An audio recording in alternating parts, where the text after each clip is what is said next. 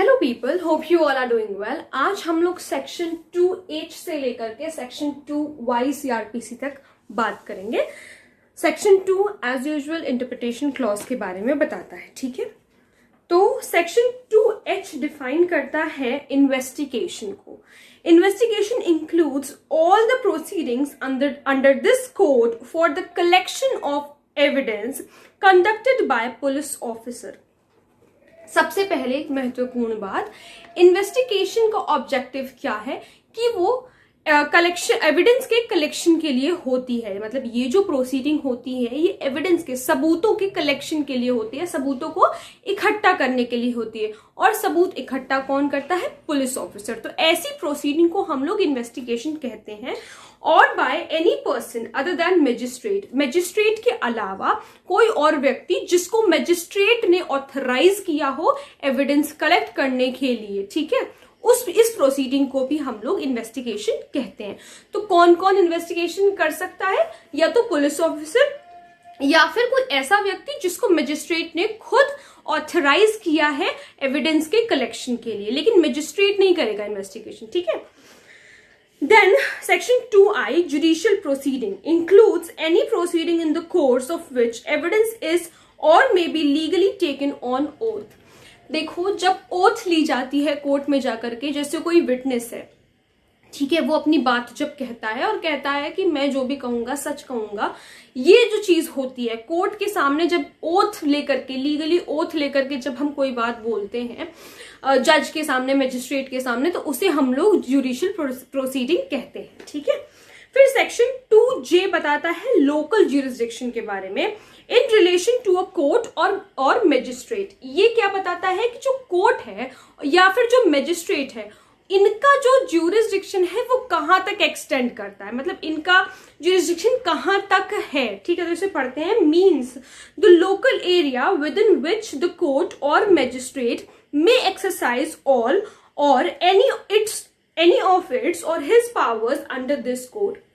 क्या बताता है कि जो कोर्ट या फिर मैजिस्ट्रेट है वो अपनी पावर्स कहां तक एक्सरसाइज कर सकते हैं, किस लोकल एरिया तक एक्सरसाइज कर सकते हैं, तो वो उनका लोकल ज्यूरिसडिक्शन हो जाएगा, ठीक है। एंड सच लोकल एरिया में comprise the whole of the state. और ऐसा लोकल एरिया कोई स्टेट भी हो सकता है और स्टेट का कोई पार्ट भी हो सकता है, और any part of the state as the state government में बाय नोटिफिकेशन स्पेसिफाई। ये चीज ये लोकल ज्यूरिसडिक्शन के बारे में कौन बताता है? जैसे अगर किसी कोर्ट को लोकल ज्यूरिसडिक्शन देना है कि भाई तुम्हारी पावर्स, इस कोर्ट की पावर्स यहां तक हैं, तो ये स्टेट गवर्नमेंट बताएगी कि उस कोर्ट की पावर्स कहां तक एक्सटेंड कर रही हैं। तो वो जो पावर्स जहां तक एक्सटेंड कर रही, तो हम कहेंगे कि कोर्ट, स्टेट गवर्नमेंट ने उस कोर्ट का लोकल ज्यूरिसडिक्शन यहां तक एक्सटेंड करवाया है, ठीक है, समझ में आया। अब सेक्शन 2K बताता है मेट्रोपॉलिटन एरिया के बारे में, मीन्स द एरिया डिक्लेयर्ड और deemed to be declared under section 8 to be a metropolitan area. जिस एरिया को मेट्रोपॉलिटन एरिया सेक्शन 8 में बताया गया है उसे हम लोग मेट्रोपॉलिटन एरिया कहेंगे। मेट्रोपॉलिटन एरिया का अगर हम लोग हिंदी समझें तो उसका मतलब होता है महानगर, ठीक है। मेट्रोपॉलिटन एरिया होता क्या है? मेट्रोपॉलिटन एरिया वो बन जाता है जिसकी पॉपुलेशन 1 मिलियन से ज्यादा होती है, उसे हम लोग मेट्रोपॉलिटन एरिया कहते हैं, ठीक है, सिंपल। अब सेक्शन 2L बताता है नॉन कॉग्निजेबल ऑफेंस के बारे में। ये मैंने आप लोगों को पहले भी बताया है जब हमने सेक्शन 2 के जो अभी पुराने सेक्शंस पढ़े उसमें, जहां पे मैंने कॉग्निजेबल ऑफेंस आपको बताया था। तो सेक्शन 2L बताता है नॉन कॉग्निजेबल ऑफेंस के बारे में, means an offence for which and non cognizable case means a case in which a police officer has no authority to arrest without warrant। Non cognizable offence अगर commit हुआ है तो police officer without warrant किसी को भी arrest नहीं कर सकता है, ठीक है। फिर सेक्शन 2M कहता है notification means a notification published in the official gazette. यानी कि जब कोई स्टेट गवर्नमेंट कोई नोटिफिकेशन जारी करती है, कोई इन्फॉर्मेशन देती है कि ऐसा ऐसा होगा, जैसे हमने अभी पढ़ा कि लोकल ज्यूरिसडिक्शन के लिए अगर जैसा स्टेट गवर्नमेंट नोटिफिकेशन पास करके बता सकती है कि भाई यहां तक है इस कोर्ट की लोकल ज्यूरिसडिक्शन, तो मतलब एक इन्फॉर्मेशन देना कि भाई आपकी पावर्स यहां तक हैं, ये पावर्स हैं, ऐसी ऐसी, तो वो नोटिफिकेशन होगा, ठीक है। फिर सेक्शन 2N बताता है ऑफेंस के बारे में। ऑफेंस मीन्स एनी एक्ट और omission madeable by any law. Offence का मतलब होता है जैसे अगर कोई एक्ट हुआ है तो वो ऑफेंस है। ओमिशन का मतलब है कि जो हमारी ड्यूटी थी लेकिन हमने उसको नहीं किया, तो वो भी ऑफेंस है। ठीक है, जो भी इस कोड में ऑफेंस बताए गए हैं, made punishable bye any law, मतलब जिन चीजों को, किसी भी एक्ट या ओमिशन को अगर किसी लॉ में पनिशेबल बताया गया है तो उसे हम लोग ऑफेंस कहते हैं। ठीक है, फिर सेक्शन 2O बताता है officer in charge of a police station. ये बताता है कि पुलिस स्टेशन का इंचार्ज कौन है। ठीक है, so includes when the officer in charge of the police station is absent from the station house or unable from illness or other cause to perform his duties। देखो, जब police officer जो station का in charge है अगर वो नहीं present है तो उसकी एब्सेंस में कौन वहां का इंचार्ज होगा, कौन उस पुलिस स्टेशन का इंचार्ज होगा, ये बताता है सेक्शन 2O। ठीक है, या तो वो एब्सेंट है किसी भी वजह से, किसी पर्सनल वजह से, या उसकी तबीयत खराब है। ठीक है, वो एब्सेंट है, मतलब उनकी एब्सेंस में कौन ऑफिसर इंचार्ज होगा पुलिस स्टेशन का, कौन उनकी ड्यूटीज परफॉर्म करेगा, ये बताता है section 2O। So the police officer present at the station house who is next in rank to such officer and is above the rank of constable, or when the state government directs any other police officer so present।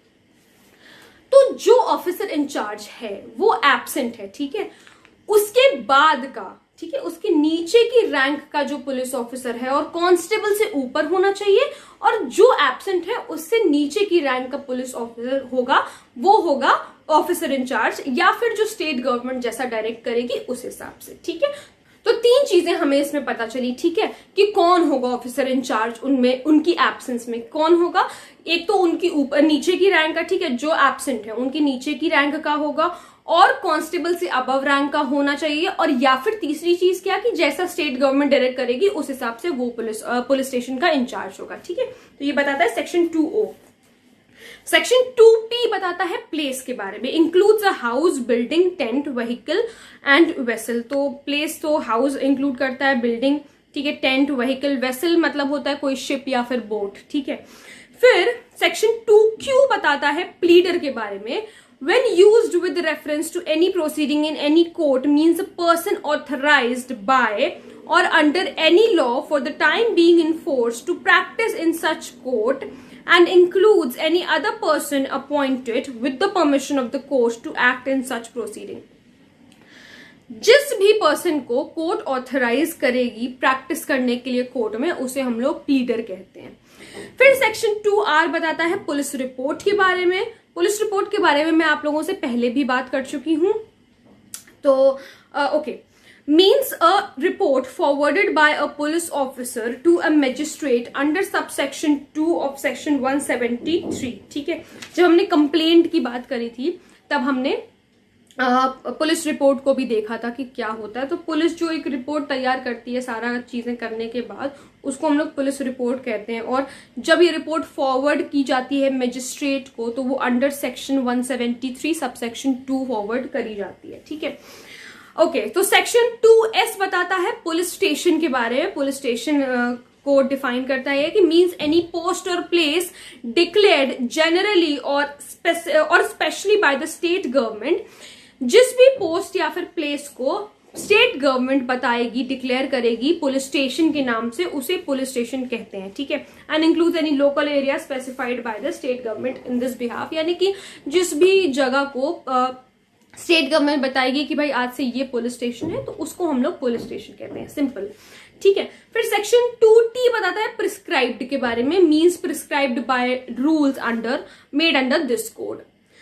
Then section 2U बताता है public prosecutor के बारे में। Means any person appointed under section 24। कोई भी व्यक्ति जो कि अंडर सेक्शन 24 CRPC अपॉइंट किया गया है। ये सेक्शन हम लोग आगे पढ़ेंगे।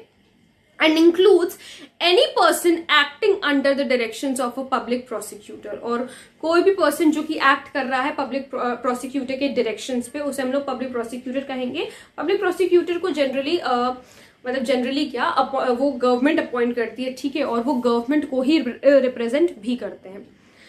ओके, देन सेक्शन 2V बताता है सब डिविजन के बारे में। सब डिविजन को अगर तुम लोग हिंदी में समझो तो उसका मतलब होता है तहसील। ठीक है, means subdivision of a district.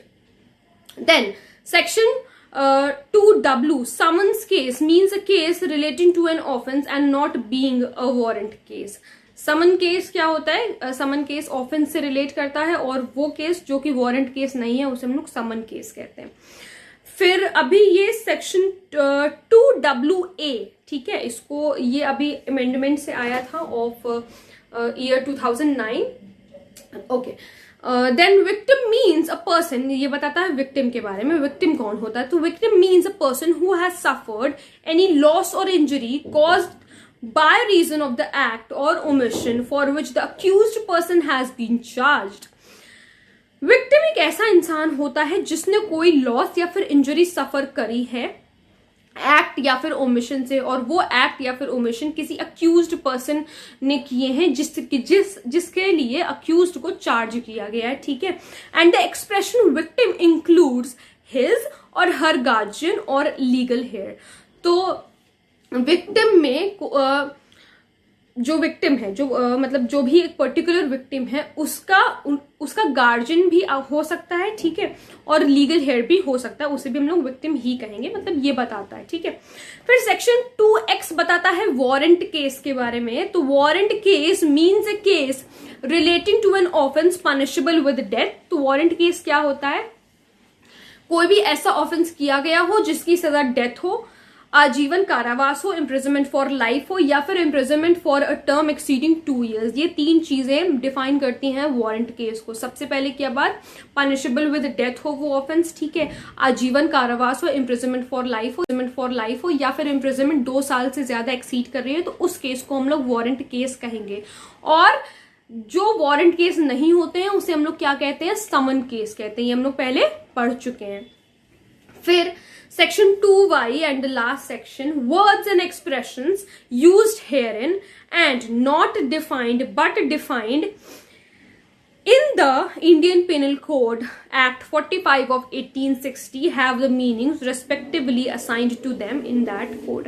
इसमें ये बताया है सेक्शन में कि जो चीजें यहाँ पर डिफाइंड नहीं है उसे डिफाइन किया गया है आईपीसी में, ठीक है. बस इतना ही बताता है ये लास्ट वाला सेक्शन, सेक्शन 2Y.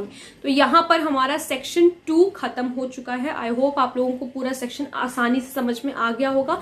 फिर भी अगर कोई प्रॉब्लम है तो please let me know in the comment section. और अगर आप लोग किसी टॉपिक पे वीडियो देखना चाहते हैं तो वो भी प्लीज मुझे जरूर बताइएगा. Thank you so much.